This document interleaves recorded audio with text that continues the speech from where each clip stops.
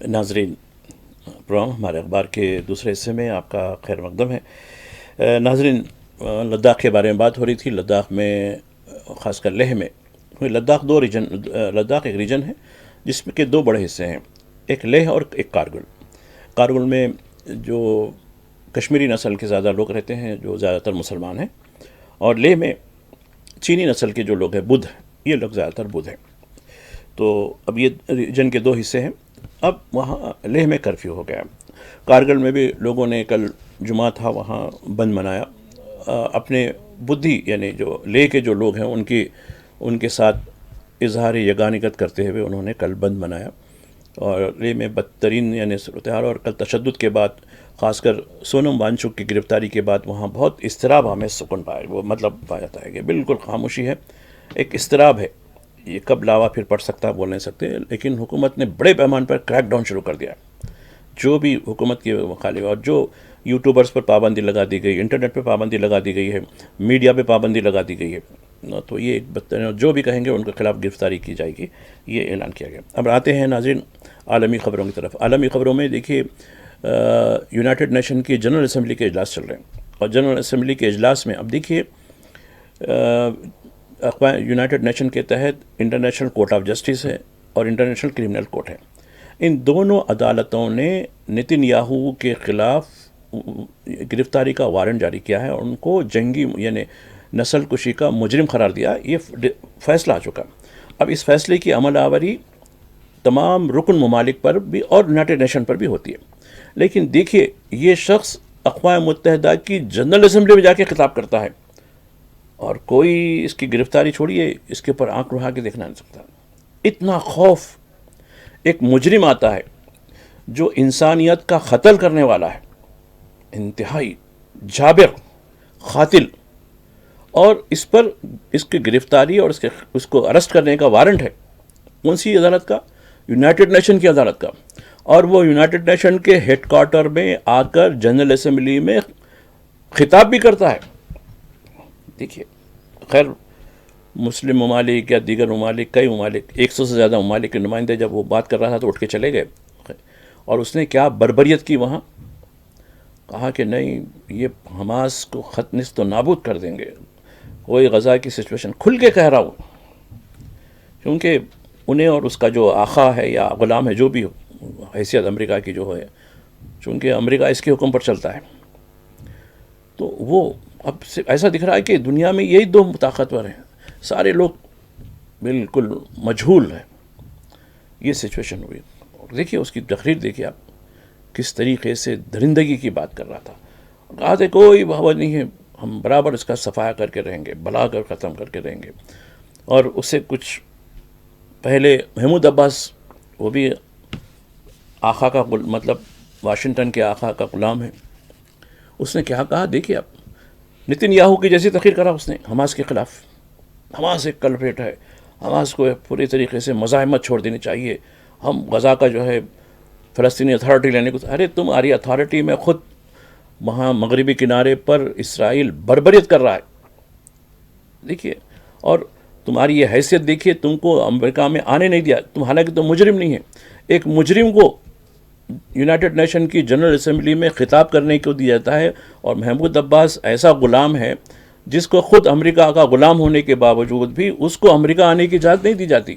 وہ جو ہے آن لائن جو ہے ایڈریس کرتا ہے اقوام متحدہ کو، اور اس میں بھی حماس کو گالیاں دیتا ہے، حماس کو کہتا ہے کہ تم مزاحمت چھوڑ دے، ہم فلاں کر دیں گے، یہ کر دیں گے۔ اور عرب ممالک بھی ایسے ہے، کوئی امیر قطر ہو یا سعودی عرب کے وزیر خارجہ ہو خالی دکھانے کے لیے، باتوں کرنے کے لیے، تو یہ۔ اور اخبارات نے جو ہے ایک اور خبر، خاص کر اردو اخبارات نے دی کہ طیب اردگان کے ساتھ ٹرمپ کی بڑی ملاقات ہوئی، اور بہت جلد غزہ کا حل ہو جائے گا۔ اور طیب اردگان نے ان کو سلام کیا کہ بھائی تمہاری لیڈرشپ بہت اچھی ہے۔ بہت اچھی تو رہے گی نا بھائی، جب غلامی میں آپ کو انعام تو ملنا ہی چاہیے نا۔ اور بالکل آپ تو فلسطین کے حق میں بہت بات کرتے ہیں، لیکن جب آتا ہے تو اسی قاتل فوج کو لاجسٹک سپلائی کرتے ہیں آپ۔ پورے خود امریکن اخبار، یورپین اخبارات نے سارے ثبوت کے ساتھ دیا کہ جو ایک لکوڈ ہوتا ہے جو فوجیوں کو دیا جاتا ہے وہ ترکی کی کمپنی سپلائی کرتی ہے. ایسی کئی مثالیں، حتیٰ کہ ہتھیار دینے کی بات کی گئی، ان کے کس طریقے کے ہتھیار جو ہے نیٹو کے حوالے سے ان کو دیے جاتے ہیں. تو طیب اردگان تو خیر ڈونلڈ ٹرمپ تو تعریف ہی کریں گے، اور دوسری تعریف ہمارے اڑوس پڑوس کے دو جوکروں کی، ان کی بڑی تعریف ڈونلڈ ٹرمپ کر رہے ہیں. معلوم ہے کیوں کرتے ہیں ان کی تعریف. تو اور ہندوستان کی جو نمائندگی ہے، ہندوستان کے وزیر اعظم خیر کیا وجہ ہے نہیں گئے، وہ ہمارے وزیر خارجہ کو بھیجائے، اور اس کا دیکھیے آپ ان کا بھی پرفارمنس دیکھیے کس نوعیت کا ہے، جبکہ یہ معاملہ کتنا سنگین چل رہا ہے اقوام متحدہ کے اندر. یہ سچویشن ہے بہت. اور زیلنسکی کا بھی خطاب دیکھیے آپ، بڑے عجیب کلمات ہے، اور انہوں نے کہا کہ دیکھیے جنگ رکتے میں بھی عہدہ سے چھوڑ دوں گا. ارے کب تک رہیں گے صاحب، آپ کی میعاد ہو گئی، چھوڑ دیجئے، دوسرا جو لیڈر آئے گا وہ برابر کرے گا. نہیں تو یہ ایک مفادات حاصلہ ہے، قوم کے نام پر میں جو کر سکتا ہوں لیڈرشپ وہ کر دوں گا، اور پوری طریقے سے کس طریقے سے. اور روس بھی کہہ رہا ہے کہ روس یہ کچھ آسان نہیں ہے. ڈونلڈ ٹرمپ کہہ دیے کہ 22 اگست کو، جب 20 اگست کو یا 19 اگست کو ملاقات ہوئی تھی پوٹن کے ساتھ، نہیں 2 دن میں برخاست ماسکو میں سیکنڈ میٹنگ ہوں گی. بڑی امید تھی ہم کو بھی، بڑا چلو بھائی ایک امن کی طرف جا رہے ہیں، لیکن امن نہیں ہے بلکہ نقص امن کی طرف ہم آگے بڑھتے جا رہے ہیں. تو یہ وہاں کی سچویشن. اب رہی بات غزہ کی سچویشن، غزہ میں دیکھیے 88 لوگوں کی ہلاکت ہوئی. کل کا دن بہت خون آلود خون تھا، کل دن تھا. اس حد تک بربریت کی گئی.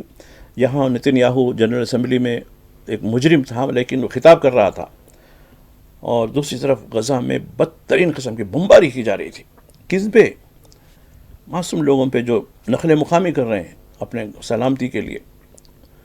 غذا تو ہے ہی نہیں، پانی بھی نہیں ہے، تاکہ ان کے پاس نہ کچھ کاریں ہیں، وہ گھوڑا گاڑی یا خچر پہ گدھوں پہ جو ہے لا رہے ہیں، یا تو خود پیدل چاہ رہے ہیں، ان پر بمباری کی گئی. دیکھیے آپ تصاویر بھی دی گئی ہے، خاص کر الجزیرہ کا جو چینل ہے اس کا دیکھیے آپ، اس میں جو بتایا جا رہا ہے. تو یہ 88 لوگوں کی جو ہے ہلاکت کی اطلاع دی گئی ہے، اور یہ قتل عام تو رکنے والا نہیں ہے ایسا دکھتا ہے.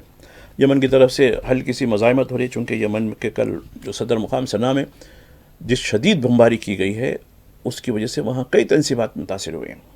اس کے باوجود یمن کے جو ترجمان نے کہا ہم مٹ بھی جائیں گے لیکن فلسطینیوں کا ساتھ نہیں چھوڑیں گے. ہم مٹ بھی جائیں گے، مٹ رہے ہیں ہم، ایسا نہیں ہے ہم مٹ رہے ہیں، لیکن ہمارا یہ جو ہماری یہ قربانی ہے ایک کاز کے لیے، ایک مقصد کے لیے ہم برابر دیتے رہیں گے قربانی. اور اس کو ہم کو کوئی، ہمارا وزیر اعظم، ہمارے کابینہ کے 12 ارکان یہ بھی شہید ہوئے 15 دن پہلے کی بات ہے، لیکن اس کے باوجود بھی ہمارے فوجیاں بے شمار، ہمارے معصوم لوگ شہید کر دیے گئے، لیکن اس کے باوجود بھی ہم فلسطینیوں کا ساتھ نہیں چھوڑیں گے. یہ ان کا عزم ہے. دیکھیے وہ بھی خبر آئی ہے. خیر پھر ملک میں واپس آتے ہیں. ملک میں کیا ہو رہا ہے؟ ملک میں دیکھیے ایک اعظم گڑھ سے خبر آئی ہے، یو پی کا علاقہ ہے. دیکھیے چچا کہے کہ بیچارہ شاہ زیب نام ہے بچے کا، شاہ زیب علی 7 سال کا ہے. تو نگم صاحب ہے، شیلیندر کمار نگم، اور وہ انکل کیا کرے، اس کا قتل کر کے اس کی لاش کو جھاڑ پہ لٹکا دیا. 7 سال کا بچہ، آپ دیکھیے یہ تو ہوگا. اور اس کا گھر، شیلیندر کمار نگم کا کوئی گھر پہ بلڈوزر نہیں چلے گا، بلکہ وہ بتایا گیا ہے کہ اس کے گھر پر اب پولیس سیکیورٹی کر دی گئی ہے، کیونکہ لوگ غصے میں آ کے کہیں وہ نہیں کر دیں گے کچھ، اس کو پولیس سیکیورٹی ہوں گی. ہو سکتا ہے کہ شاہ زیب کے گھر پہ بلڈوزر چلے، کہہ نہیں سکتے. چونکہ میں جو بات بتا رہا ہوں شاید آج لوگ محسوس نہیں کریں گے، خاص کر ساؤتھ کے جو لوگ ہیں بڑے مست میں ہیں لوگ. 2 وقت کی روٹی، سر چھپانے کو چھت، بہترین دعوتیں کیجیے، دعوتیں کیجیے. ایسا نہیں، ان کو احساس نہیں ہو رہا جو شمال میں جو کچھ ہو رہا ہے، آسام میں جو کچھ ہو رہا ہے، جموں کشمیر میں جو کچھ ہو رہا ہے، لداخ میں جو کچھ ہو رہا ہے. احساس کیجیے آپ. ٹھیک ہے آپ کے مذہب والوں سے بھی ہو رہا ہے، آپ کے ہم وطن والوں سے بھی ہو رہا ہے، ایسا نہیں ہے صرف مسلمان ہی نہیں ہے اس کے ساتھ، آپ کے ساتھ دیگر طبقات کے لوگ بھی ہیں جو آپ کے دھرم سے تعلق، آپ کے دین سے تعلق نہیں رکھنے والے ہیں. انسانیت ایک چیز ہوتی ہے. تو ساؤتھ کے لوگ موج مستی ٹھیک ہے کرتے رہیں گے، جب وقت آئے گا، جیسا کہ آج عرب حکمران ہیں موج مستی میں ہیں، کچھ فرق پڑنے والا نہیں، غزات میں شہادت پہ شہادت ہو رہی ہے، کوئی پڑھنے والا نہیں. اس طریقے سے اگر ہمارا بھی سلوک، ہمارا بھی رویہ، ہمارا بھی احساس عرب حکمرانوں کی طرح رہا، ساؤتھ انڈیا کے لوگوں سے کہہ رہا ہوں میں، چاہے وہ ہندو ہو یا مسلمان ہو، کوئی مذہب کا آدمی ہو، ان کو اپنے ہم وطن جو شمال میں ہیں یا شمال مشرق میں ہیں یا جموں میں ہیں یا کشمیر میں ہیں یا لداخ میں ہیں، ان کا احساس کیجیے خالی، تو آپ کو بات سمجھ میں آئے گی. اگلا گرا پچھلا ہوشار، یہ آگاہ کر رہا ہوں. تو خیر یہ بچے کی تو بلی چڑھ گئی ہے، چڑھا سکتے. اب آتے ہیں ہندی. بنگلور سے خبر آئی، چھوٹی خبر آئی. دیکھیے ہندی کے نام پہ کتنا پیسہ حکومت استعمال کر رہی ہے. اور بنگلور میں ایک 5 اسٹار ہوٹل میں بڑے بڑے لوگوں کو، ان کو آنے جانے کا فلائٹ سے ٹکٹ، 5 اسٹار ہوٹل میں قیام، اور ہر گھنٹہ اتنے ہزار روپے کا جو ہے ان کو ڈیے دے کے بلایا گیا، اور ہندی کی ترویج ہو رہی ہے. حالانکہ ساؤتھ میں، خاص کر دکن کے علاقوں میں، جہاں کرناٹک، تلنگانہ، آندھرا پردیش، مراٹھواڑہ، یہ 3-4 علاقے دکن کے تحت آتے ہیں، اس میں ہندی کیوں داخل ہوئی؟ اردو اور دکنی کی وجہ سے داخل ہوئی. آج یہاں کے جو چیف منسٹر ہیں، چاہے یہ تلنگانہ کے چیف منسٹر ہوں یا آندھرا کے چیف منسٹر ہوں یا پھر کرناٹک کے ہوں، وہ برابر آپ کو جو ہے دکنی ٹائپ کی ہندی کہہ لیتے ہیں لوگ کو. ٹھیک ہے، دکنی اور اردو میں، اردو کی وجہ سے ہندی کو راستہ ملا، اور ہندی اپنا تسلط لگانے کی کوشش کری، اور وہاں بھیانک طریقے سے جو ہے کنڈا کے جو لوگ ہیں، اینٹی ہندی جو ہے وہ لوگ، کنڈا کی جو زبان کی جو تنظیم ہے، وہ پوری ہوٹل میں داخل ہو گئے اور ہنگامہ کر دیا پورا. وجہ کیا ہے؟ دیکھیں، آپ کسی چیز کو مسلط نہیں کر سکتے. محبت سے، پیار سے. زبان ترسیل کا ذریعہ ہے، کوئی زبان بری نہیں ہے، ہر زبان کی اپنی بیوٹی ہے، لیکن اس ترسیل کے ذریعے کو آپ مسلط کریں گے تو یہ چیز انسانی کیفیت سے ہٹ کر ہے. مہاراشٹر میں یہی ہوا. حالانکہ مہاراشٹر مراٹھی اور ہندی کی لکھی، یعنی ان کی جو اسکرپٹ ہے وہ ایک جیسی ہے، دیوناگری ہے دونوں کی بھی، اور تقریباً مراٹھی ہندی آسانی سے جانتے ہیں. ٹھیک ہے، ورڈس تھوڑے سے الگ الگ ہوتے ہیں، لیکن اس کے باوجود وہاں ہندی کا وروଧ کیوں، ہندی کی مخالفت کیوں ہوئی؟ ہم مسلط کرے آپ، وہی پیار سے کہتے ٹھیک ہے بھائی، آپ ہندی بھی کر لیجئے، فلاں کر لیجئے.